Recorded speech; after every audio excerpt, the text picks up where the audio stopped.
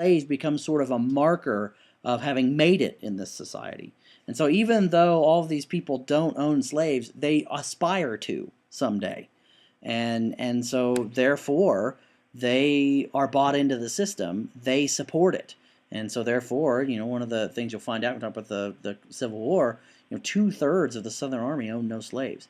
Yet they fought to protect the institution of slavery. Don't let that statistic ever be used by somebody to tell you that, well, the Civil War must not have been about slavery because 2/3 of the Southern Army didn't own any slaves. Whatever. I mean, they fought to maintain the slave system because they held out hope that one day they would be the slave owners. Okay, so they still, obviously fought to maintain it, even though they didn't own it, which has always been one of the sort of mysteries about it for historians for a long time, until, and particularly Edmund Morgan wrote that article. Okay.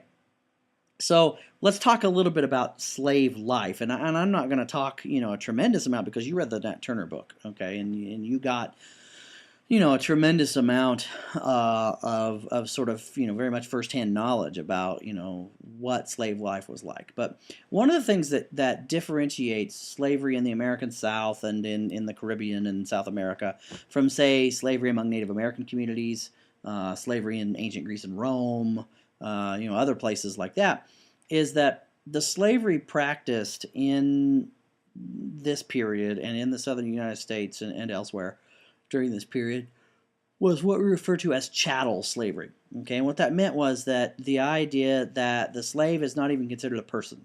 The slave is considered property. Okay, chattel is a sort of a Latin word for property. Okay, and whereas other slave systems, for example, when Native Americans took captives from other groups and made them quote unquote slaves, it was usually sort of an apprenticeship into becoming a member of that Native American group. Once your period as a kind of a slave or servant was over, you would sort of then be adopted into the group and have all the rights of everybody else, and you were never not considered a person. Same thing if you look at sort of slavery in Greece and Rome. Slaves had all sorts of rights. Oftentimes could become wealthy themselves, and so it's a very different thing than the idea of taking a person and legally considering them to not be a person but to be property.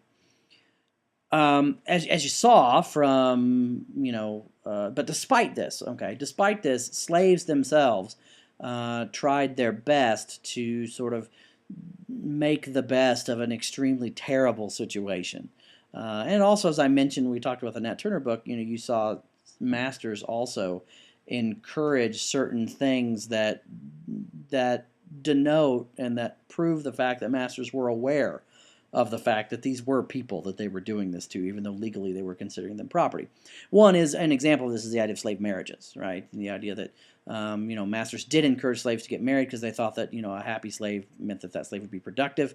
And of course, because of the fact, though, that a slave marriage could be ended by one of the partners being sold to someone else, the marriage vows were changed in slave marriages to actually say till death or distance do you part.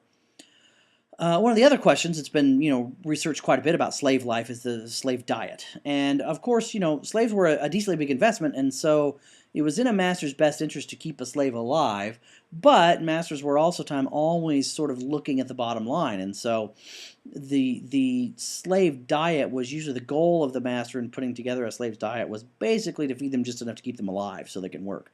And so a slave's diet definitely lacked nutritional variety. Slaves basically, ate some sort of combination of pork and corn, pork fat and corn for about all three, and cornmeal for all three meals. And so certainly, and slaves suffered from things like dysentery and worms and typhus and all yellow fever and all sorts of things in the sort of cabins that they lived in, which were just sort of breeding grounds for diseases because of the poor sort of squalid conditions they lived in.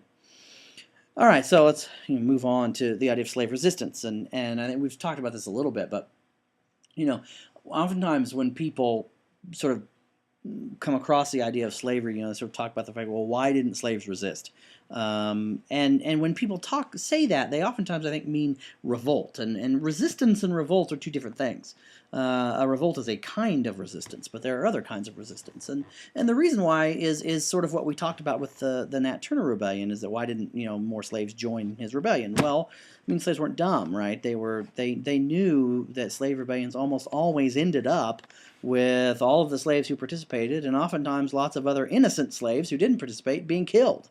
And so a slave resistance, because of the fact that whites sort of held all the advantages, whites could get more places faster with more men and more guns than slaves could ever hope to.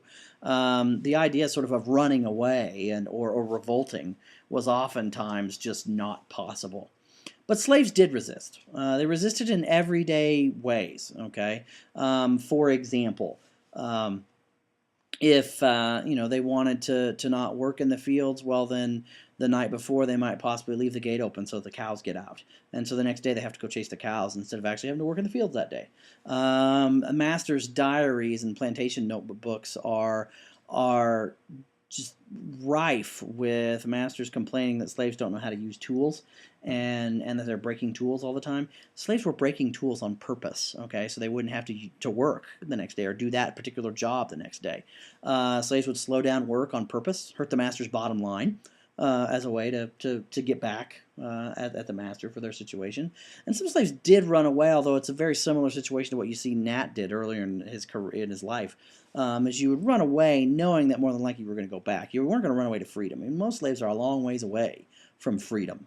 There's the stories of the Underground Railroad, but you're talking about 4 million slaves, and you're talking about, I don't know, a couple thousand people. I don't know how many, maybe as many as 5 to 10,000. I'm not sure, who escaped via the Underground Railroad. That still leaves, millions and millions of slaves who, had no chance to escape.